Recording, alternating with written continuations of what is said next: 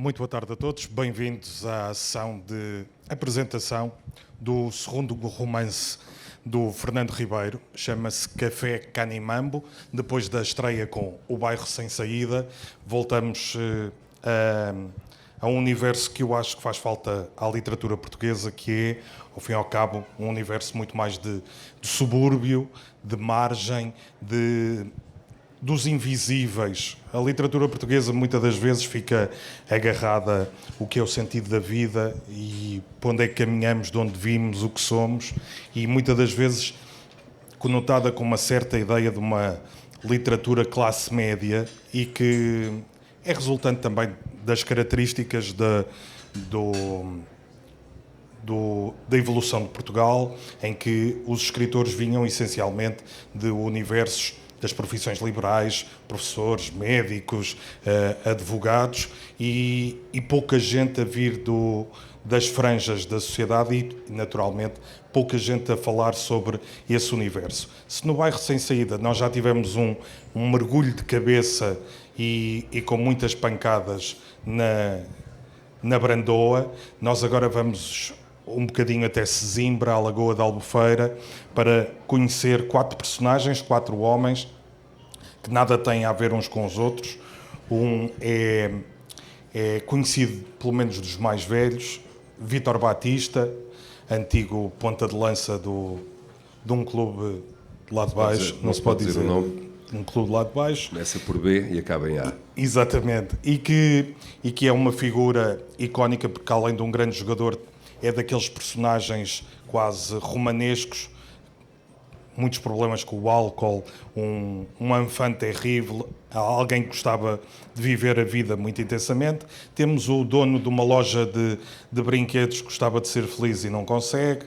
Temos um homem que trabalha com máquinas pesadas, retroescavadoras e que tem uma paixão assolapada pela namorada. E finalmente temos um deputado da nação, alguém que está nos corredores do poder, chamado Paulo, e que tem uma vida dupla.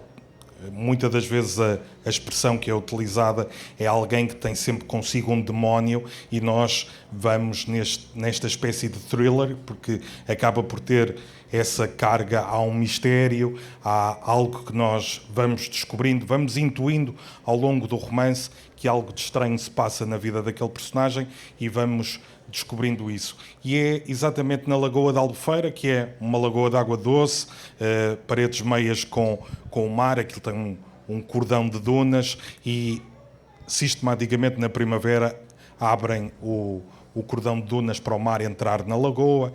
É um sítio bastante simpático e com um universo muito particular onde se junta, e estamos aqui a falar meados da década de 90, se junta uma fauna característica que vem lá passar férias. Uns passam lá férias sistematicamente, seja verão, primavera, outono ou inverno. Há outros que são mais sazonais e é nesse caldo de gente que tem vidas difíceis, que é muito povoada pelo álcool, mas onde nós podemos, às vezes, temos uma ideia que a miséria é exclusivamente a falta de dinheiro. E o não ter dinheiro não significa que se seja um miserável. E muitas das vezes os maiores miseráveis são aqueles até que têm dinheiro, mas que lhes falta valores, princípios, sentido de humanidade, sentido de vida em comunidade. E é isso que nós vamos perceber, que esta gente que numa linguagem do Fernando que é muito dura, áspera, sem punhos de renda, nos apresenta este universo e que para muitos, pela novidade, até pode... não diria chocar, mas criar ali algum impacto.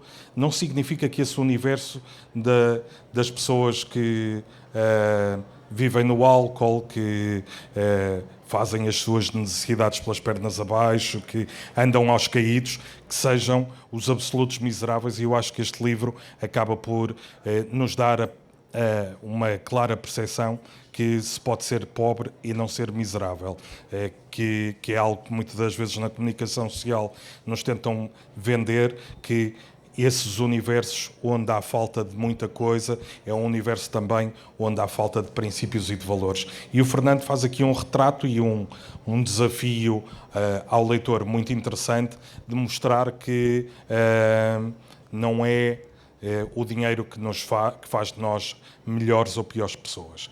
Fernando, boa tarde. Olá, boa tarde, Tito. Bem-vindo ao Obrigado. Porto. Café Canimambo. Primeiro, antes de mais, dizer que Canimambo, para os mais novos, é só o grande sucesso de João Maria Tudela, que foi uma das vedetas no pré-25 de Abril. Era uma estrela, e ele também um bom vivant e alguém que tinha assim um universo muito particular. Vou-te contar uma história, não sei se sabes, o João Maria Tudela era de famílias muito abastadas, um menino bem, e quando ele estava a estudar em Coimbra, e quando acabou o curso, os pais disseram-lhe: "Pá, o que é que tu queres? A gente dá-te uma prenda por teres feito o curso." E ele pediu o dinheiro em vez da prenda, e então o que é que ele fez? Alugou uma caminhoneta e foi de Coimbra para Lisboa sozinho na caminhoneta, e atrás dizia: "Grupo excursionista, mais vale só que mal acompanhado." E portanto era este falar desse grupo excursionista. é este tipo de personagem. E o Café Canimambo, nós conhecemos estes cafés, pelo menos quem viveu em subúrbios sabe o que são estes cafés, estes universos. O que é que te atrai nestes invisíveis da literatura? Obrigado pela apresentação do livro. Queria agradecer a todos e à FNAC Norte Shopping mais uma vez me receberem aqui desta feita de blazer e botas à doutor, entre aspas. E lá está. Quero-vos agradecer por virem nesta tarde de domingo.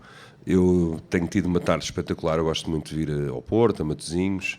Estive ali a comer uma francesinha no requinte e tive de dormir uma horinha no carro, porque aquilo, pronto, não é? Amolece a pessoa.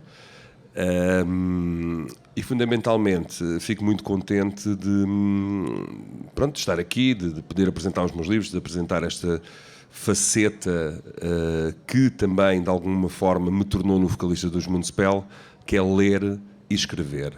Vem tudo daí. O que é que me atrai nesse universo? Não é tanto uma questão de atração, eu acho que sou feito desse universo.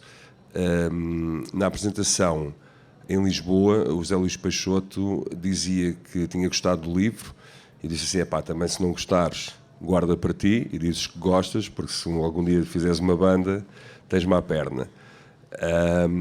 Porque parecia, e é muito mais que parecer, que eu tinha estado lá. E, por enquanto, nestes 2 pequenos livros que até agora escrevi, eu estive lá.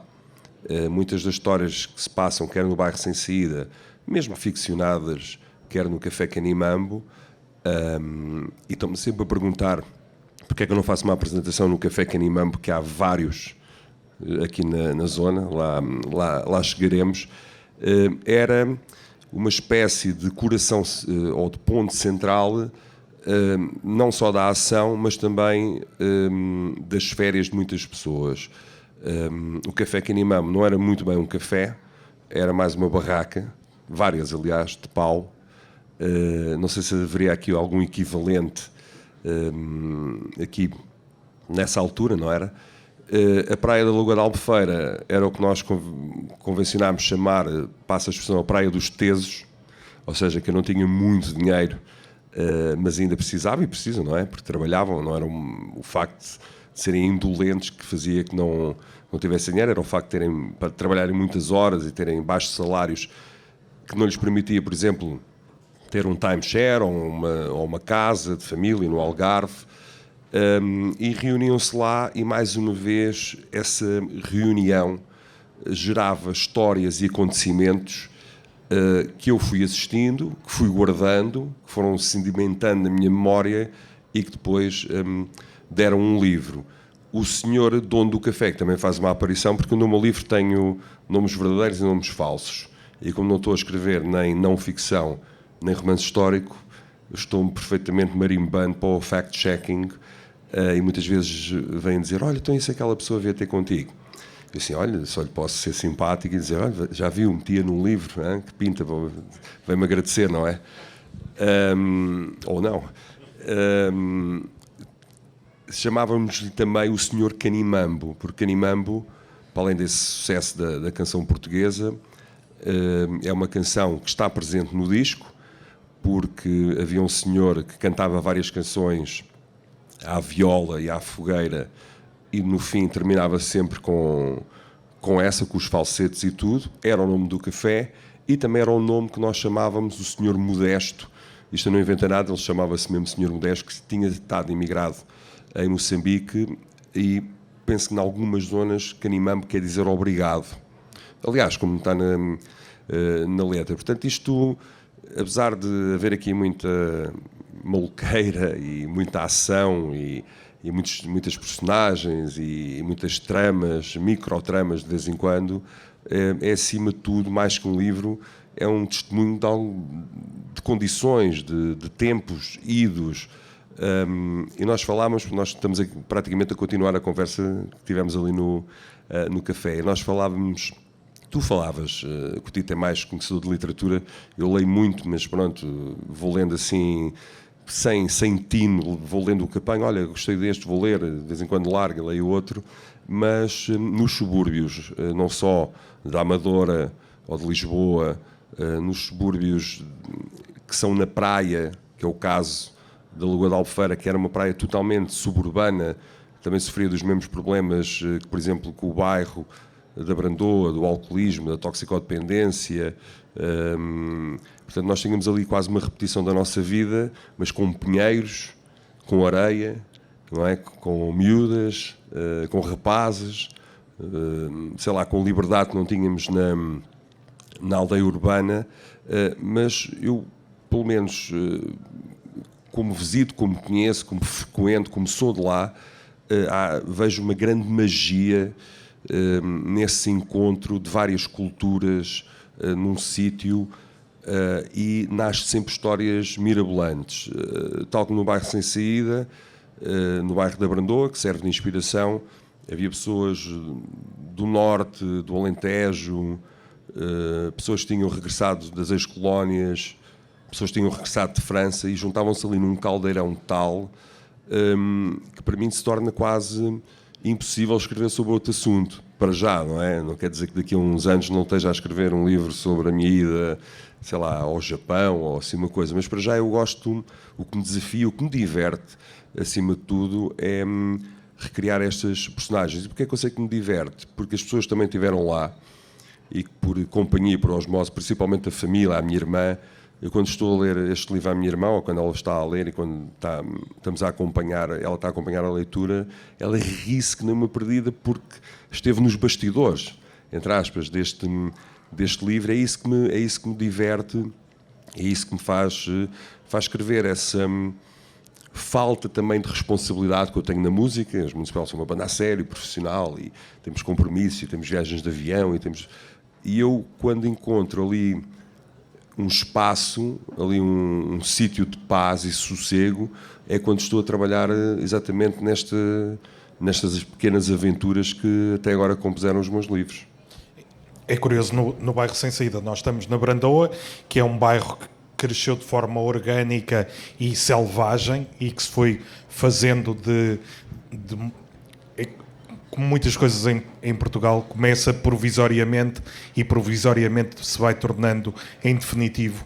Nós aqui temos um universo semelhante, mas aí em forma quase parque-campismo, seja oficial, seja aqueles mais selvagens, mas é nesse espaço. E há muita ideia, quando pensamos nesses ambientes, de serem espaços sem lei, sem rei nem rock, e é muito por força do desconhecido. O desconhecido provoca medo às pessoas. As pessoas têm receio quando ouvem falar em determinados bairros, Chelas, Brandoa, no Porto também há uns quantos, Lagarteiro, Cerco, por aí fora. As pessoas têm medo e sentem que são espaços onde, se puserem lá os pés, já não saibam morrer, porque não há hipótese. E tu gostas de desconstruir esse universo e mostrar que aquilo também é uma sociedade com as suas regras, mas que também tem valores, tem princípios e onde há um sentido de comunidade que não é aparente, mas é muito sólido. É verdade, eu acho que esse sentido de comunidade, pela direção socioeconómica que o mundo começou a ter, não é? E política, os próprios bairros, esses bairros degradados, perigosos, também foram perdendo um bocado essa identidade a nível da autoajuda, a nível da senhora que lhe partiam o vidro com uma bola, mas depois ia servir ou dar reboçados aos miúdos. Havia um entendimento tácito entre essas pessoas que habitavam o bairro e que iam de férias na Lagoa da Albufeira, porque na altura eles eram desprovidos de uma coisa que hoje em dia existe muito, que é sentirmos melhor que a próxima pessoa, que é uma coisa perigosa e que nós todos temos sempre essa tendência, se calhar agravada pelo excesso de comunicação, pelo excesso de opinião, pelo excesso de facilidade em que temos em apontar o dedo aos outros. E realmente não eram bairros perfeitos, nem são, nem o virão a ser, provavelmente está na sua essência essa imperfeição, mas eu lembro-me que o primeiro nome, título provisório que eu tinha para o bairro sem saída, que depois vinha mudar, era o bairro das Pessoas. E porquê? Porque, apesar do betão, ou da falta dele, apesar dos anexos provisórios que eram construídos para os operários das obras, não é? Dormirem para depois irem mais cedo para o trabalho, que ainda hoje em dia são casas de habitação para muitas pessoas. Apesar disso tudo, as pessoas tinham que viver umas com as outras e ali se casavam, ali se namoravam, ali de vez em quando também andavam à porrada, não é? E há várias cenas dessas no meu livro. Portanto, era a vida tal como ela era, sem muitos filtros, a não ser o filtro da mentira e da ficção que eu tenho que fazer para escrever um romance. Eu, na apresentação em Leiria, o João Nazário, que é um jornalista do Jornal de Leiria, perguntava-me: mas porquê é que tu falas de uma maneira tão rude da pobreza? Eu acho que não há outra maneira de falar da pobreza, porque a pobreza e a miséria, essas coisas todas, são coisas rudes, são coisas desafiantes. Até tem muito mais a ver com dignidade do que propriamente com a falta de dinheiro, que pronto, se calhar é uma bola de neve, se calhar é uma pescadinha de rabo na boca também, mas para além disso eu observo que agora os artistas, os músicos, talvez não os escritores, têm muito mais facilidade hoje em dia, e não de uma forma higiênica, mas de uma forma que eu admiro, de falarem sobre os seus bairros, dizerem para onde. Ainda há bocado falávamos da colega da minha mulher, a Sara Correia, ela depois vão-me matar para não saber os nomes, mas Aldina Duarte também é de lá. Exatamente, e isso vai estando impresso na música e nas letras, e para mim é curioso e agradável, porque eu lembro-me de já ser um artista da rádio, revista, da cassete pirata, ir receber os prémios com os Municipal e ir de Forte Fiesta com o farol partido, porque era o carro que eu tinha, não tinha dinheiro para mais. E depois dizia: de onde é que tu vens? Assim, então, venho de casa, venho da Brandoa. E havia imensas pessoas que eu pensava que eu morava numa tenda ou numa barraca de pau ou assim. Também as havia, não é? E também as há agora, por outras circunstâncias provavelmente mais infelizes. Mas lá está, esses bairros pulsavam de vida também. E a vida não é só uma coisa bonita, como nós sabemos, não é? A vida tem de tudo. E esses bairros tinham de tudo. Tanto eram capazes da maior onda de solidariedade com alguém que precisava, como se calhar também eram capazes de ter atitudes que das quais a gente evitava provavelmente entrar no bairro. Só que para mim, como estive lá, como tive a sorte, por exemplo, nunca ter sido assaltado na Brandoa, não sei se é por ser grande, se era por ser conhecido lá da Malta, fizeram outras maldades. Por exemplo, o meu prédio era só sportinguistas, da Juveléu. Pouca sorte. Sim, e eu lembro-me eu sempre fui do Futebol Clube do Porto, não é? Eu lembro-me de sair muito pequenito, pai, com uns 6 anos, com o equipamento do Porto, daquele que picava, tiravas e saía carne, e os meus vizinhos diziam, chuta aí essa bola, ao Porto, chuta aí essa bola, não sei que jogador é que estava em voga na altura, e eu vou chutar a bola e tinha uma pedra lá dentro, e a partir do pé. Mas lá está, era tipo estas pequenas maldades também que se faziam, e a maldade foi se tornando mais séria agora. Nós costumávamos dizer que tínhamos a fama, mas não tínhamos o proveito. Mas ainda assim, eu não tento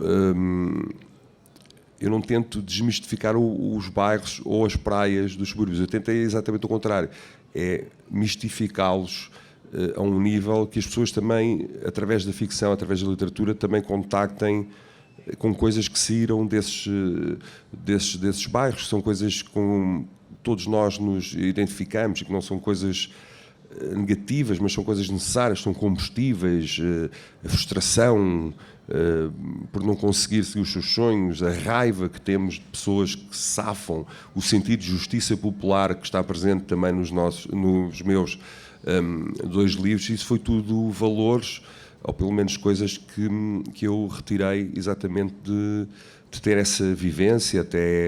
Eu vim na Brandoa praticamente até aos 30 anos, tenho 32 agora, portanto saí de lá, mas saí de lá há 20 também não, eu tenho 49, calma, lá chegarei aos 50, se tudo correr bem.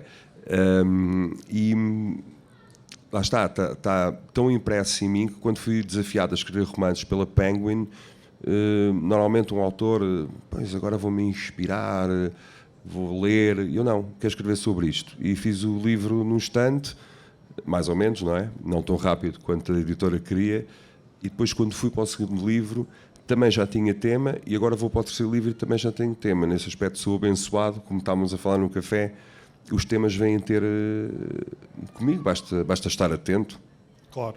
O Tolstói dizia que aos jovens escritores, queres escrever o primeiro romance, escreve sobre aquilo que tu sabes e sobre aquilo que tu conheces, que é a melhor coisa para fazer, porque tens muito material.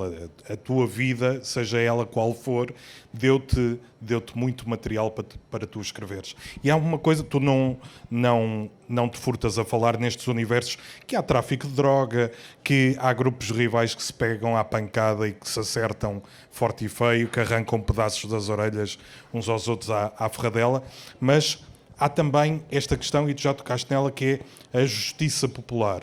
Há ali um sentido de justiça popular. Em que medida, porque este livro também tem uma forte crítica política, não política partidária, mas política enquanto forma de estar na política, de viver e de usar a política para fins pessoais.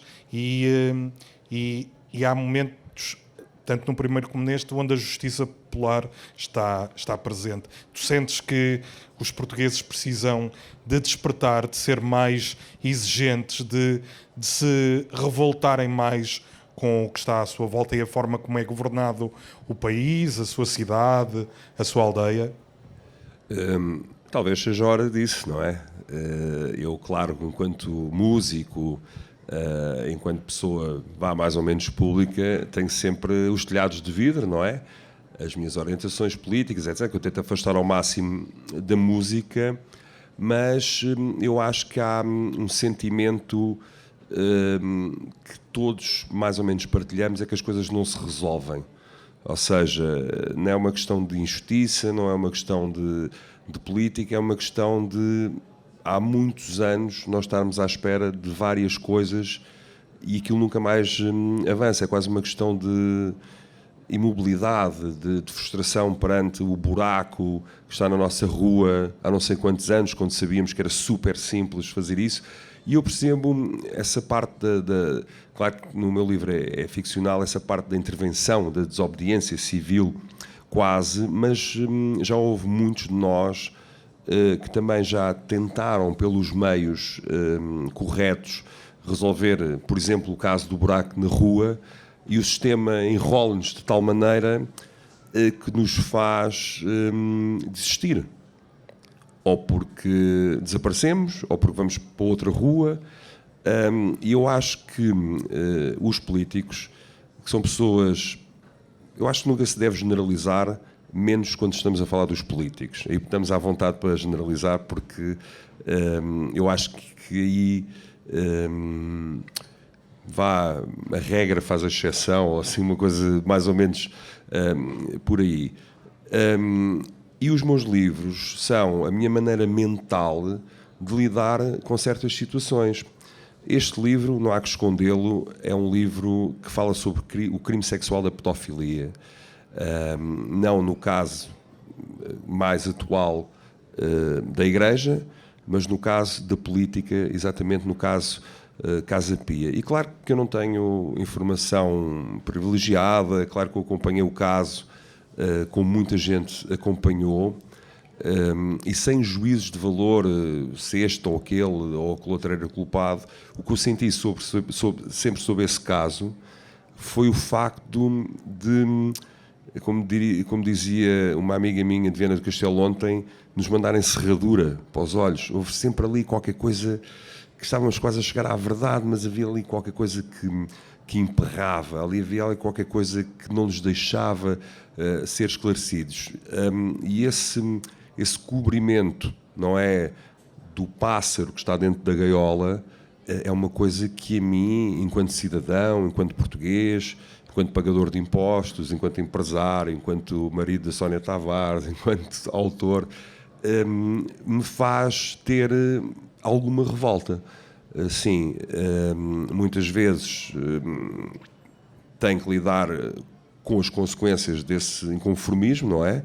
Porque muita gente acha que os músicos estão de barriga cheia. Hoje estou, com a bela Francinha comi, e que têm sorte e que têm que estar calados, quando é exatamente o contrário. A música sempre foi a senha e o santo de revoluções, de inspiração, do quebrar de barreiras, de tabus.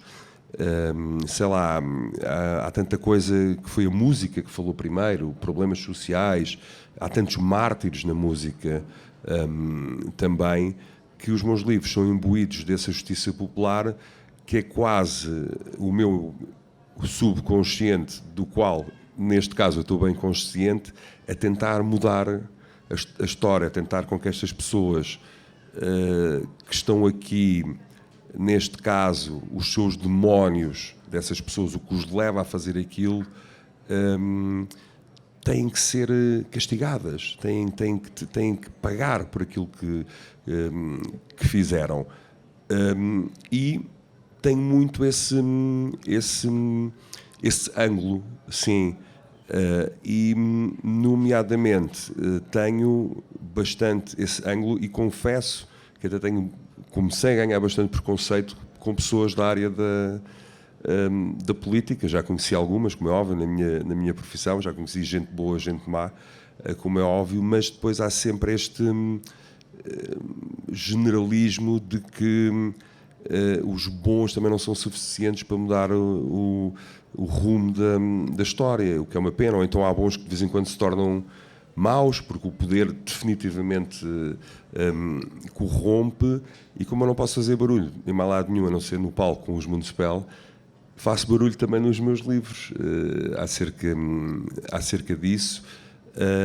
E muita gente vem, Gapta coragem, mas não é uma coragem, eu estou a escrever, vou escrevendo, também não é um automatismo, é apenas aquilo que a gente tem para dizer. Eu nos livros tenho isto para dizer. Mas neste teu livro há vários momentos em que tu sentiste que andavas a dar saltos em gelo muito fino.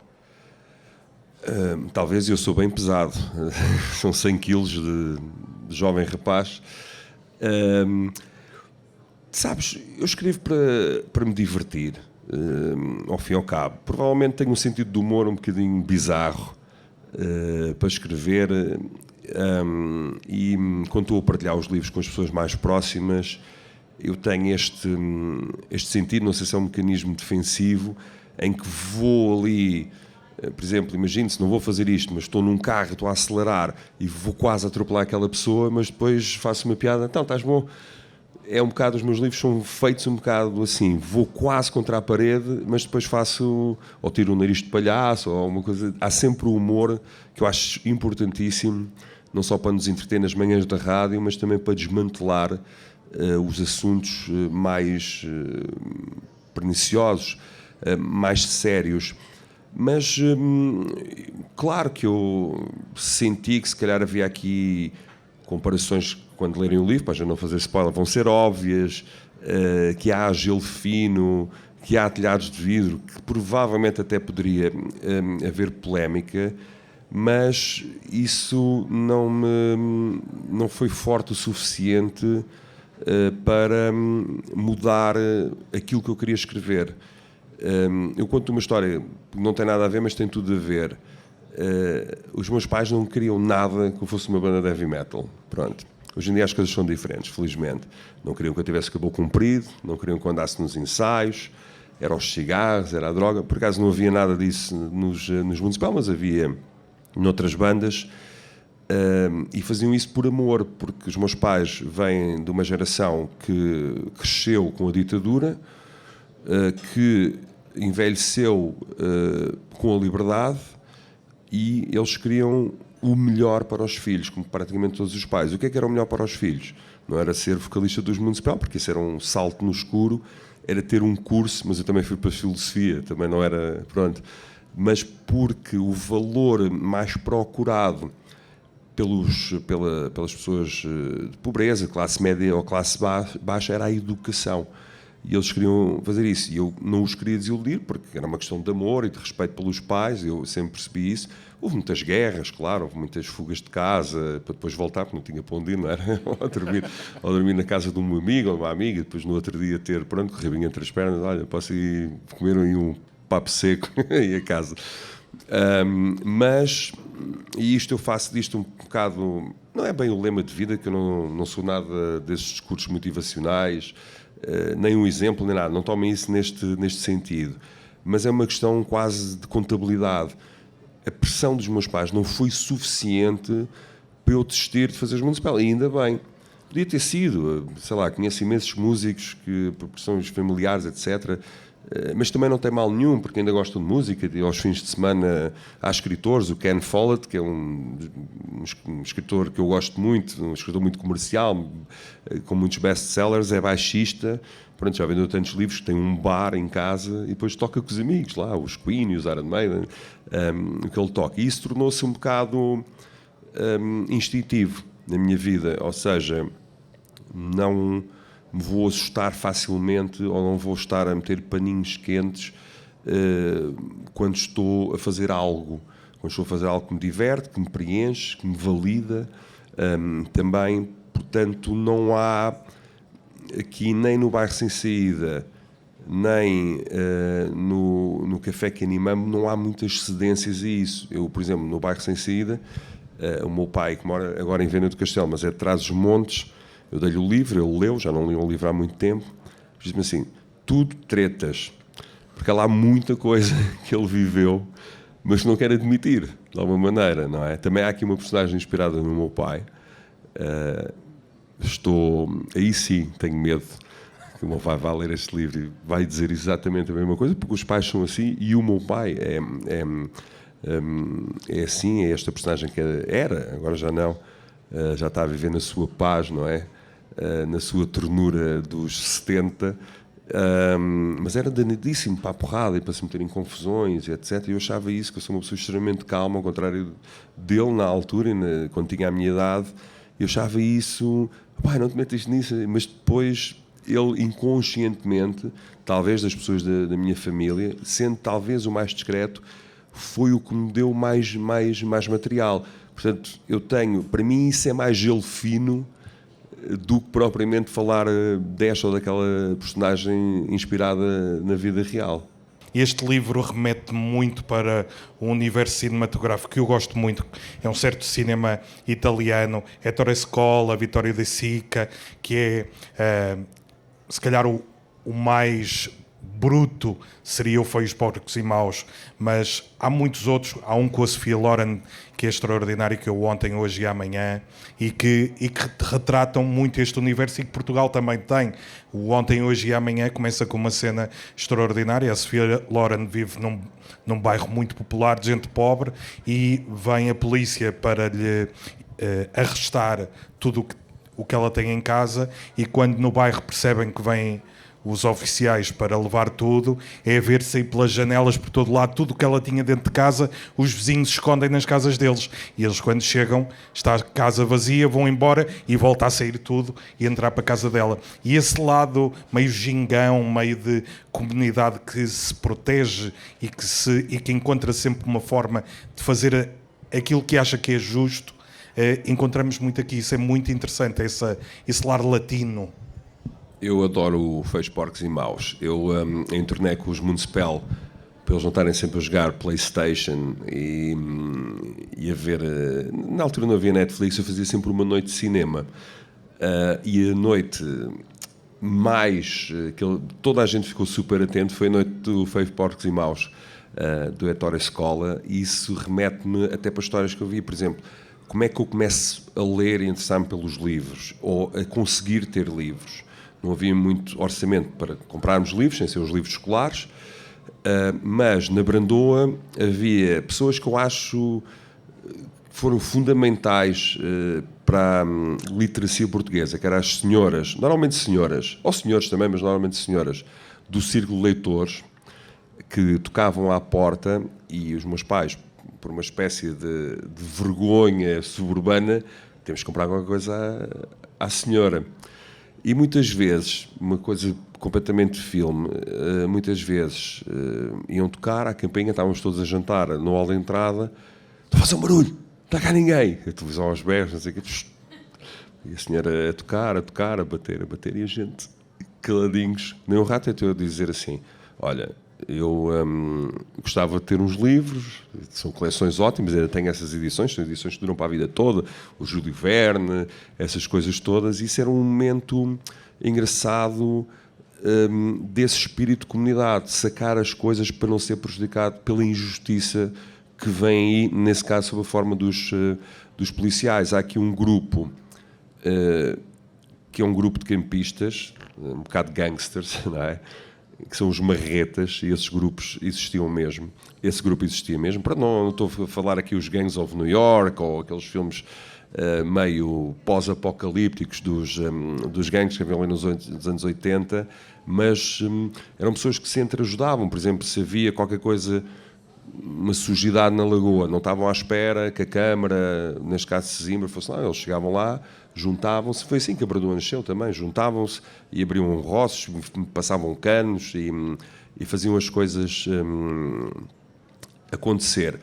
E esse filme, em particular, o Feios, Porcos e Maus, que eu vejo muitas vezes, tirando aquele exagero, mas muito realista, da Roma, não é? Dos anos 70, a minha vida é um bocadinho Feios, Porcos e Maus. E eu, quando comecei a namorar com a Sónia, disse assim, olha, agora vamos ter o nosso primeiro date em família, mas prepara-te. Tu conheces o filme do Ettore Scola? Ela, conhece. Então prepara-te. Pronto, está bem que não estava ali tudo a comer com as mãos e não sei o quê, mas fomos, que vai ser para a próxima data desta book tour, por assim dizer, vai ser em Carnaxide, contigo, e depois vou estar num sítio que é A dos Loucos. A dos Loucos é uma terra ao pé da Lhandra, que também dava um livro e um filme, e chama-se assim porque teve um hospício durante muitos anos. O hospício era contemporâneo das invasões napoleónicas e metiam lá os traumatizados da guerra, e aquela terra, pronto, é de gente boa, mas também tem uma grande pancada. E foi exatamente aí que eu levei a Sónia no nosso primeiro date. E chegámos, não era um jantar de família, mas era um jantar para aí de 50 e tal pessoas. Eu não tenho uma família tão grande, mas estavam lá amigos, não sei o quê.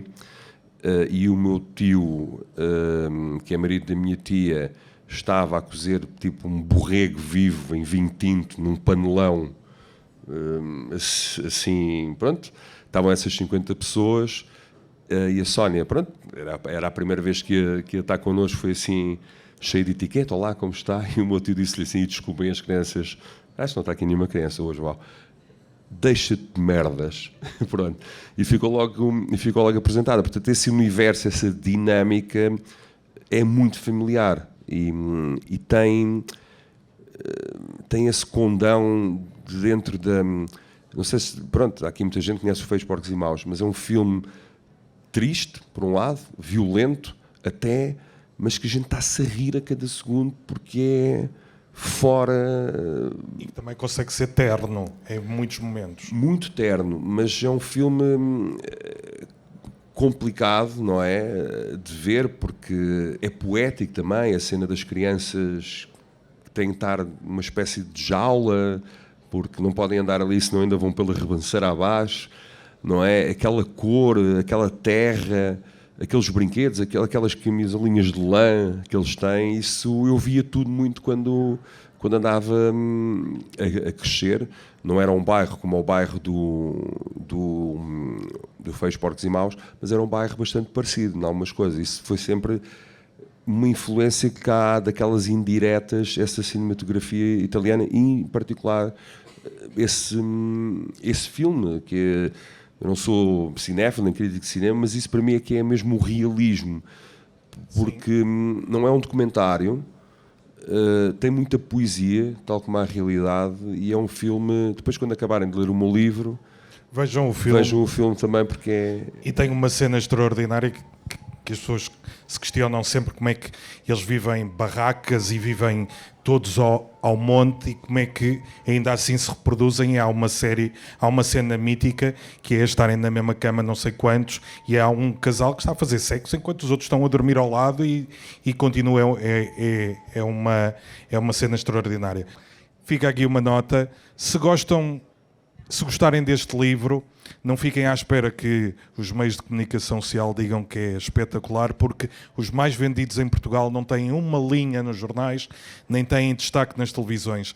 É o facto simples de, se eu gosto, digo às pessoas que estão à minha volta, lê, é bom, ofereçam, bem aí o Natal, ofereçam o café Cana e Mambo. É assim que se fazem os best-sellers, é boca a boca, passando a mensagem, e é assim que os grandes livros furam e chegam ao maior número de pessoas. Fernando, muito obrigado. Obrigadíssimo. Foi ótima esta Obrigado conversa. Obrigado a todos, foi uma excelente conversa. Vamos ter autógrafos, portanto, Vamos, sim, senhor. aproximem-se, e muito obrigado a todos e até breve.